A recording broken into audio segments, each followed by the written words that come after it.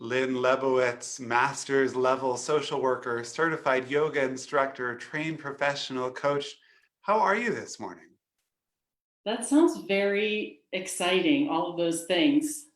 I'm doing well. It I'm happy to is. see you.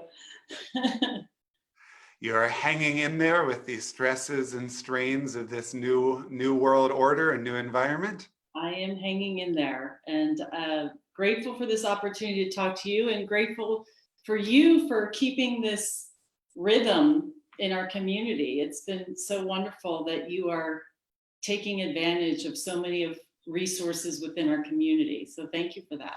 Absolutely. I've long known that the strength of synagogue is in its people, but I haven't figured out how to tap into that fully until the current day. And so I'm so excited for your time. It is an exciting combination of credentials that you bring to the table. Would you tell us a little bit more about each of them, as well as how you blend and meld them together? I will. And I do blend and meld as times shift and as needs shift. But I'll give you the little background of where I came from and where I am now.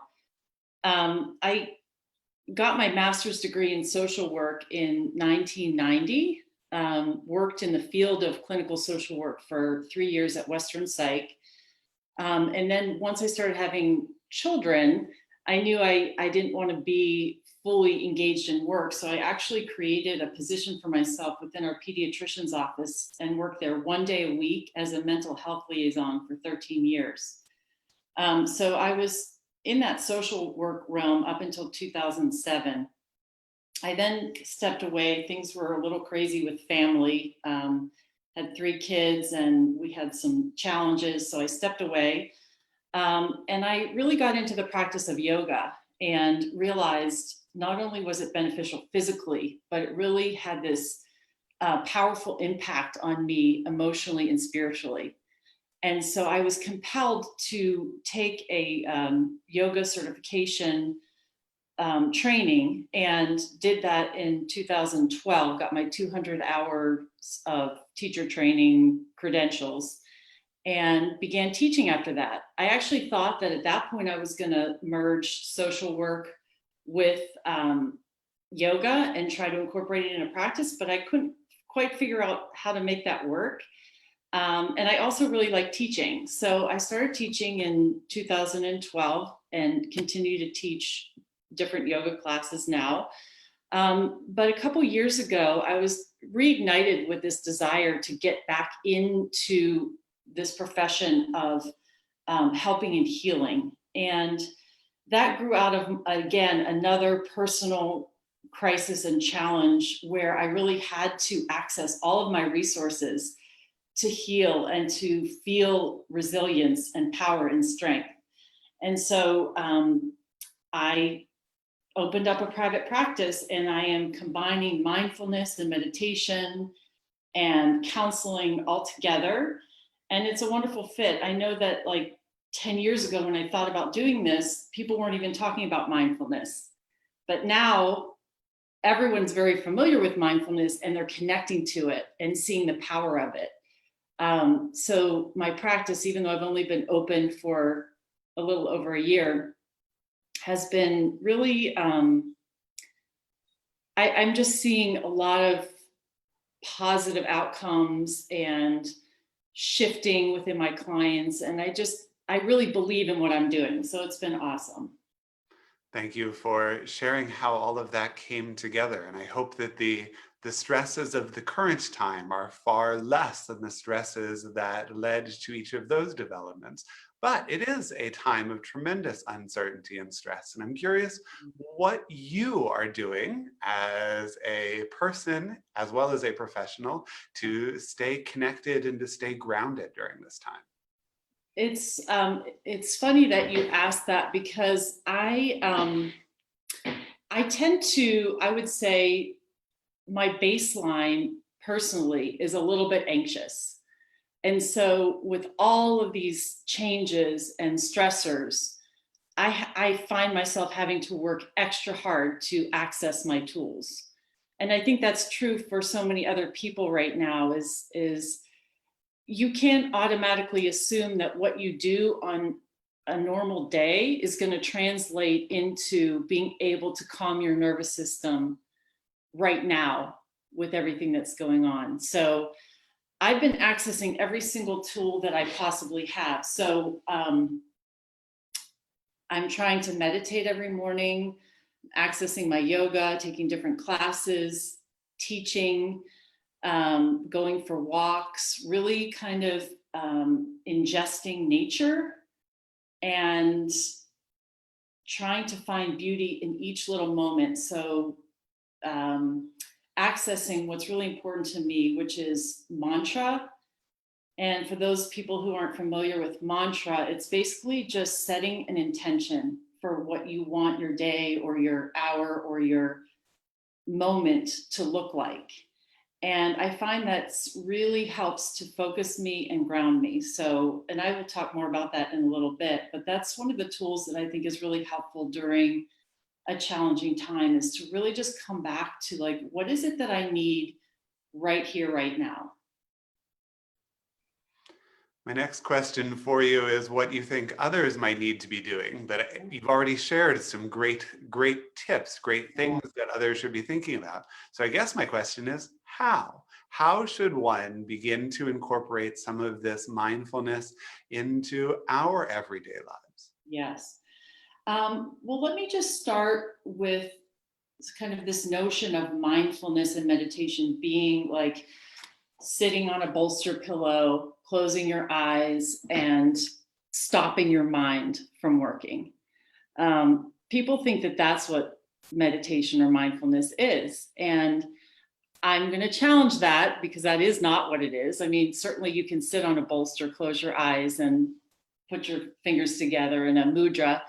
But you can access mindfulness in every aspect of your day. And that's something that's really important to remember in a time like this, that as simple as when you are taking a shower, noticing the water pouring down on your hair, the temperature of the water, the feel of the water, the smell of the soap or the body wash.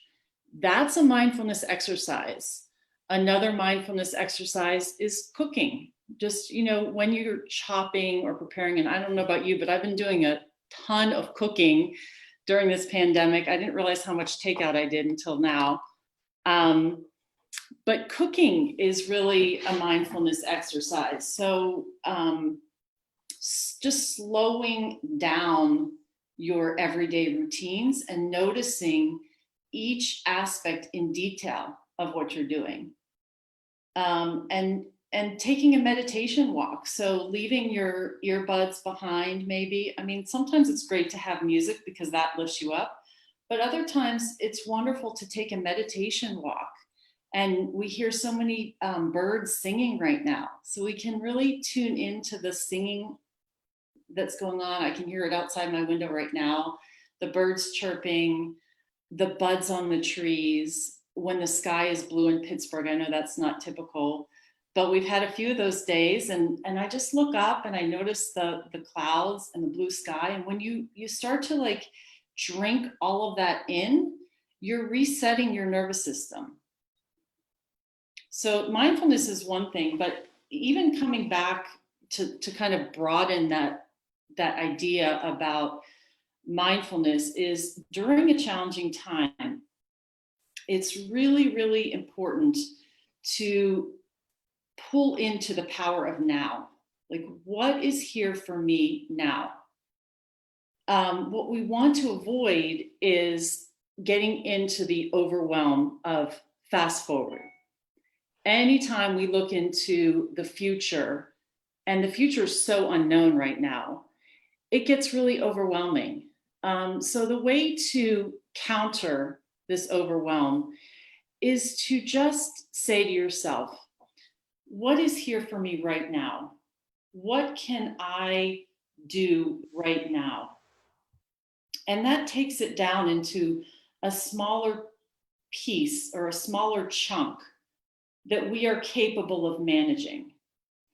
And I've been having this conversation with some of my clients recently, where I actually asked them to travel back to the beginning of this pandemic, when we were asked to stay at home and completely change our lives.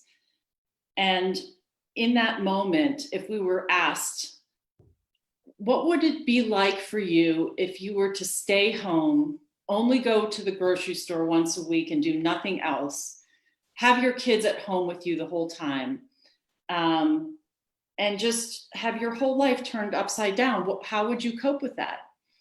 I think the answer would be, there's no way I can do that. Like a month ago or 6 weeks ago, when I thought about staying home, the first thought I had was, oh my God, there's no way I can do that. I'm used to going and connecting with people and being active and traveling.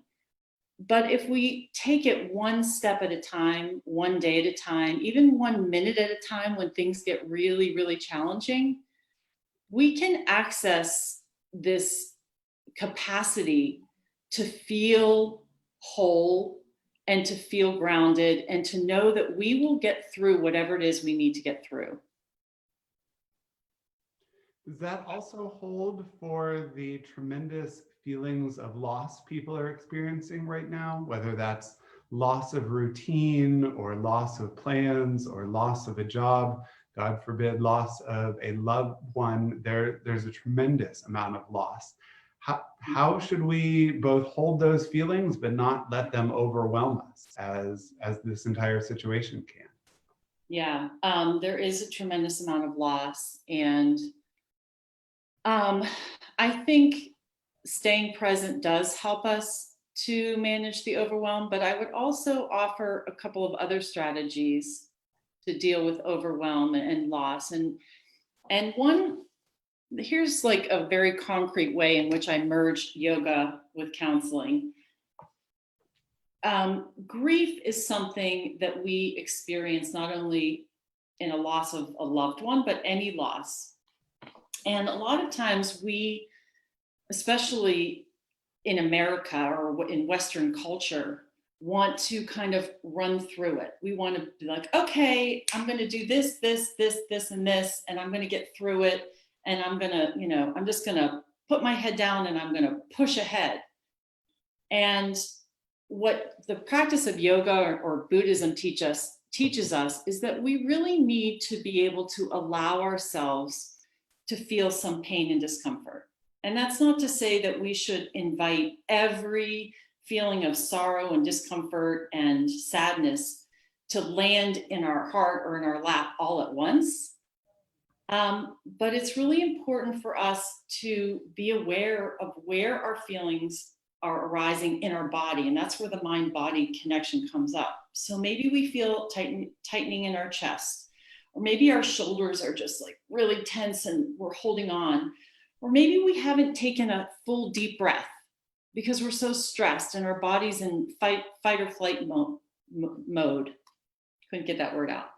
Anyway, so I think what we need to remember is that all of these feelings are normal and they need to be allowed to pass through us. And we don't have to keep them tucked in and held onto, but we actually need to see them and to acknowledge them before they can move to another place. So that's one tool of just noticing where those emotions are in our body, breathing deeply to kind of let them move through. And then another tool for overwhelm, and you can find this on YouTube, is what's called a container exercise. So if you just Google container exercise YouTube, you can find a bunch of guided meditations on this. And basically what it invites you to do is to decide what you're going to carry at any given time. So let's say I'm just going to carry this feeling of sadness that I can't see my friends anymore, or this feeling that I've lost my routine, or whatever it is. But this fear of what's ahead, or other insecurity or pain, you can decide to put that in your container And the container can be as big or small as you want.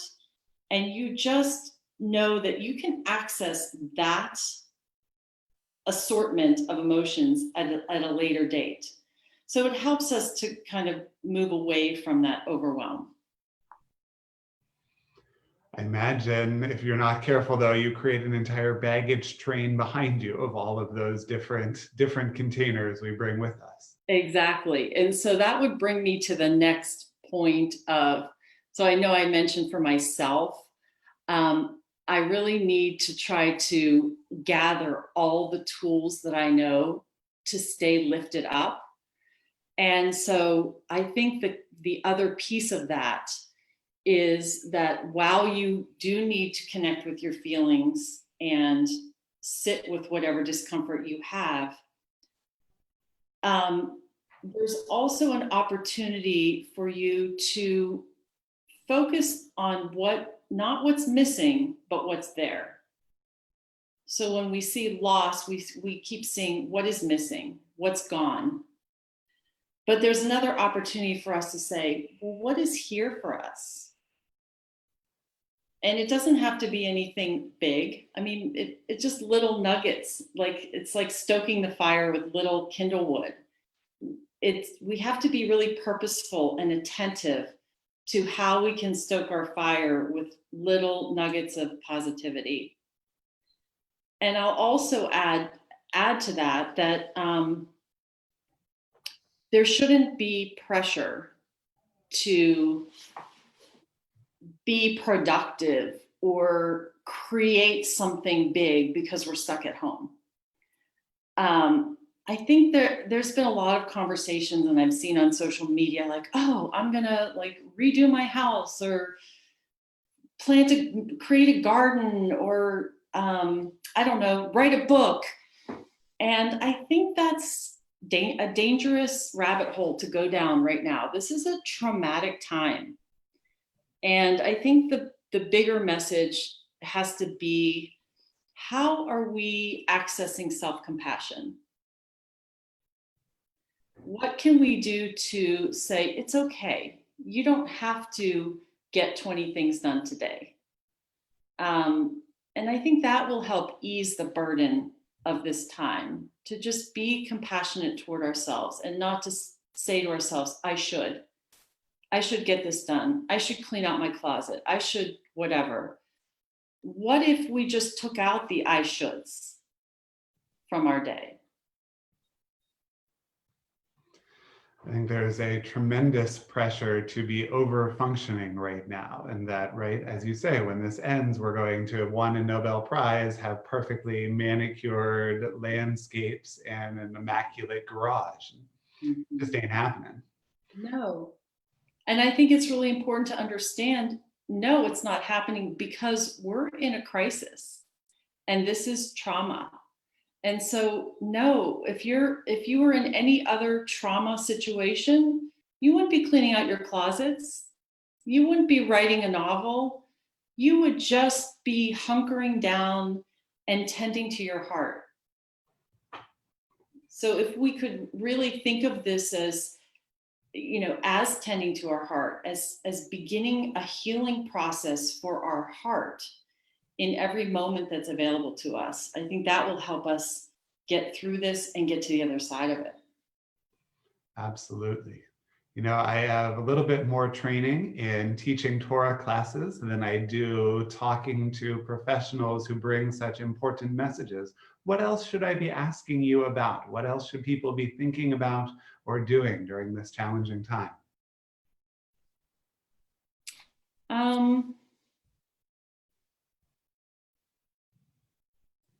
I think the compassion piece is something that a lot of us struggle with, especially high achievers. We always want to be doing more, or we always think we're falling a little bit short. So, what if during this time we really make it our intention to practice self-compassion? This is not something that you just access on the spot. It has to be a practice every day where you're like, I'm enough. I'm doing enough. And the other part of compassion is not just giving yourself some ease and grace, but also knowing where you do have some agency. What can you do that makes you feel good and also makes you feel purposeful? And so I almost forgot to come back to the mantra piece of that of this equation. This is where mantra comes in. And so if you have any takeaway from our little conversation today, I would love for you to begin to create a mantra for yourself. And another way of thinking of that is just setting an intention. And you can set an intention for your day. You can set an intention for, let's say you go for a run or your yoga practice. And basically what it's asking you to do is to first see clearly what is. What is happening right now? What is my state of mind? What is my state of heart? So creating that brief period of assessment. Oh, I feel ungrounded, or I feel anxious, whatever it is. And then based on whatever that feeling is, you create an intention, which is stated positively and in the present tense. So it's what it is that you are drawing in or cultivating right now. So you might say something like, I feel ease. Or you might say, I am here now, as a reminder that we're just in the present moment. Or you might say, I am enough. Or you might say, I have everything I need. There's so many ways to, you have to find whatever it is that speaks to you or resonates with you. If spirituality is a big part of your comfort, then maybe your mantra has to do with God is with me, or I am being held. Anything that offers you a sense of centering or grounding or whatever it is that you need. And you call upon that phrase, whether you're sitting in a still meditation, if you're on a meditation walk, if you're doing a workout, if you're chopping broccoli. I think about that Saturday Night Live skit my son used to imitate when he was 3 years old, chopping broccoli. But you can say those few words to yourself over and over. And what happens is when you start to flood your brain with the positive intention, it's energetically asking that to be your reality. So think of it as energetics. Whatever you put out into the universe is going to come back to you. So if you say, I can't do this, I'm done. There's no way I can, I'm not coping. Then that will be your reality. But if you say, I am coping, or I can do this, then you're putting that energy out to the universe and it comes back to you and it fills you up with that strength. Lynn, thank you so much for your time and for this moment of intentionality. Hopefully you've offered us something that we can take into each and every day to make each and every day just a little bit more bearable. Thank you. Thank you for having me.